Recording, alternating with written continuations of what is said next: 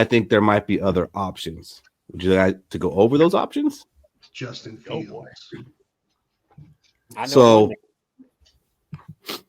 I bet you do. So let's say Sam Darnold does not come back and Daniel Jones signs on to be a starter somewhere else. Like, what are our options after that? Well, we can go do the quarterback rehab thing that we've been doing. So bring in a guy who, maybe coming off a rookie contract, didn't play up to it, and now he's a free agent. And KOC's like, I could fix him. So we could trade him. And those quarterbacks, we got Zach Wilson, Justin Fields, Trey Lance, Mac Jones, Desmond Ridder, Bailey Zappi, Tyler Huntley. Now, do any of those guys do anything for you to mix them in with JJ McCarthy and let them battle it out for week 1? No. I hate to say it. I just saw Justin Fields and I thought, a true running quarterback on this team. But is KOC going to let him be a running quarterback? No, he won't. I feel like KOC could fix his quarterback, like fix his quarterback and like make him a better passer. Possibly, but it drove him crazy when Dobbs would take off when he was supposed to pass the ball, and I just don't know if he would be able to hang with that. So those guys I mentioned, they would be guys that probably would be competing with JJ McCarthy for the starting spot. And is there any interest, Rinaldi? Oh my God! First off, I'm looking at both. You're going to say the other list of names very shortly, right? I don't want to steal the thunder there. Okay, so I'll shut up about that. But when I look at that list, because I get to see it in advance, I like everybody on the list you just mentioned way more than the other list, and I would take any of them over anybody on the other list, in my opinion. And I don't necessarily agree that it would entirely be a competition. I still expect McCarthy to win the job, but I do think that any one of these guys that went to quarterback university under KOC would have enough improvement to get us through 2 or 3 games better than anybody else in the rest of this list. And then parlay that into something that they can do down the road with another team. I think that the incentive is there. The football guy, if they're football guys, because that's what Minnesota wants, are guys that love to play football, right? And I think there's guys in that list that want to love to play football. The other guys, washed. So which one on this list pops out to you the most? I hate to say this because I think I'm close to him geographically because I'm in New York, but I do think Mac Jones has some potential still. He's young enough. I think there's a little bit there. I don't think you give up on Zach Wilson for the same reason. And to your guy's point or Fish's point, Justin Fields is just like, geez, that would be wild to see what they could do with him. I don't have as much faith in him as a passer in this offense as I do with the other guys. I think he's a more talented athletic guy than anybody else on the list, but I don't think he fits the scheme that well. So, all right, let's go. Let's look at the other list of guys. So to me, if we brought him to one of these guys, I do think it'd be a competition. But to your point, Rinaldi, I would expect JJ McCarthy to beat them out. So now we got another list of guys. They're veteran quarterbacks. They would come in with the expectation that they're going to be a backup. But who would you feel confident in if they had to start 3 to 4 games because JJ gets hurt, or maybe they have to start the season because he's not ready? Maybe he didn't gain that 20 pounds back yet. So these guys we got Jameis Winston, Jimmy Garoppolo, Drew Lock, Mason Rudolph, Nick Mullins, Joshua Dobbs, Marcus Mariota, Viking killer Cooper Rush, Taylor Heineke, Carson Wentz, Jacoby Brissett, Teddy Bridgewater, Andy Dalton, Joe Flacco, and my favorite, Case Keenum. woo-hoo-hoo-hoo. So obviously off this list, I'm bringing back Case Keenum because he's going to come in and be more like a quarterback coach. So and if he has to come in, he's probably got some of that Minneapolis Miracle in him. So I'm bringing back Case Keenum. What about you, Fish? Anybody on that list that you think, okay, JJ McCarthy is our guy, but we do need someone behind him in case he falters or gets injured? Jameis Winston. I don't hate it. I really don't. Give me 50 touchdowns and 50 interceptions if we got to. Screw it. Throwing the ball, man. Oh, it'd be so cool to watch. I'd love to see that. I don't think we'd win, but I'd love to see it. I mean, games would be exciting.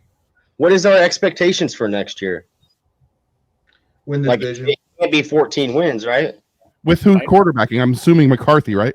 Well, this is the question it leads into, right? Like, people probably should need to temper their expectations down about, hey, this next year we might not win 14 games. We might only win 7. We might win 10. We might only win 4, right? Because you're putting a new rookie quarterback. He's still a rookie under center. Is he going to have the same effect as Jaden Daniels does? I don't know. But I'm going to go after Nick Mullins because I know we're going to need a backup regardless. You're probably going to need 2 quarterbacks brought into this system regardless. So I'm bringing in Nick Mullins and I'm bringing in Zach Wilson. I'm bringing in Zach Wilson because he has the same archetype, same abilities as J.J. McCarthy. And if one goes down, you can insert the other one into the same offense. I don't hate it. It's not sexy, but I don't hate it. And honestly, it's probably going to be Mullins if it's not Daniel Jones. But, we got to talk about it. What about you, Shaq? You still bringing in one of the younger guys, or you want to bring in one of these veterans in case we have to go to one? I feel like we're not going to bring one of these hot shots like Zach Wilson, Justin Fields, because I feel like KOC don't want to bring that type of competition because those quarterbacks probably want to still start. So I feel like we might go with a backup quarterback, and the backup quarterbacks I would bring in is I got to go with my boy Teddy Bridgewater. He at least deserves to win games with Minnesota. He don't even have to start. Just let him be there and coach up JJ because Teddy wasn't really – he's a mobile quarterback, but he was more so – he liked to dink and dunk over trying to air it out. And the other quarterback I'll bring in, like you said, is Case Keenum because I can see a lot of J.J. McCarthy and how Case Keenum was balling out for us. It's just the problem with Case Keenum was I feel like his arm strength wasn't where it needed to be. But they can coach up J.J. McCarthy and, they could build that bond because both those quarterbacks, they've been through the ups and downs of being a quarterback, starter and backup. Hey, Lucy. Sarah. Oh, look at Shaq with the voodoo doll. It's not a voodoo doll, damn it. It's a damn it doll. Sarah, who do you want to be JJ McCarthy's backup? That's what we're going. You can't just say no. You got to pick somebody. I'd go with Jimmy G, man. For the same reason, whoever was saying that they would like, it was you, Keith, Case Keenum. I think Jimmy G's a winner. I know he didn't win a Super Bowl, but people like playing for him. Everything I ever heard was he's a great locker room guy. You can hate his face, you can hate his persona, but you know what? I think he was really good in the locker room. I think the other players really liked him. That'd be something for McCarthy to aspire to watch how a pro handles a pro team. I think could be beneficial. Is he a great backup? I have no idea at this point. There you go, Sarah. Jimmy G's hot. Oh yeah, I'm in. Put him on the captain hat. I'm really Wilson. I'm really picking Zach Wilson because he matches that criteria for the reclamation project of KOC. And it makes sense. You get a quarterback to finally outperform when he's performing. Now, i.e., if he's signed for multiple years, he becomes a trade asset now. Right, or he becomes a comp pick asset, like with Daniel Jones. So like you getting Zach Wilson in here, we already know it's a bust. He's a bust. Right? Just Sam Darnold was a bust. Now you reclaimate him and you make him rise from the ashes like Sam Darnold, and you have him on the contract for 2 or 3 years at backup money. Trade him. He became a trade asset from then. Hell yeah. See, here's the reason why I don't want Zach Wilson because if we sign Zach Wilson, then Mrs. McCarthy can't go anywhere near the clubhouse. She's too young for him. What are you talking about? And I almost say sign any quarterback, and as long as he's 2 years signed or 3 years signed, the day he comes here and gets taught by KOC, his trade asset goes through the roof. Like he became a 7th pick to a 5th. We're talking about this as if we are just already assuming that the Vikings and KOC believe that JJ McCarthy is the start of the season. What if they don't believe that? What if they're just thinking like, we really like him, we love him, we want him to be here a long time, but we don't think he's going to be ready to start this year. Does that change Aging at all? Mr. Rogers. Yes. Darnold's your quarterback if that is. You stole it from me, Fish. Wait, Aging so Mr. Rogers. you You talking stole about it from me. next year, or you talking about in general? 2025. Just next year. Oh, okay, I'm about to say then they getting fired. Fuck that. No, just Hell yeah. next year. Like, he's coming back from an injury. He hasn't really got the reps, so we don't intend on him being the starter week 1. Like who then who do you want? And I was going to lead into the Aaron Rodgers thing, but Fish was quick on that because that's been Fish's take for over a year now. Yeah.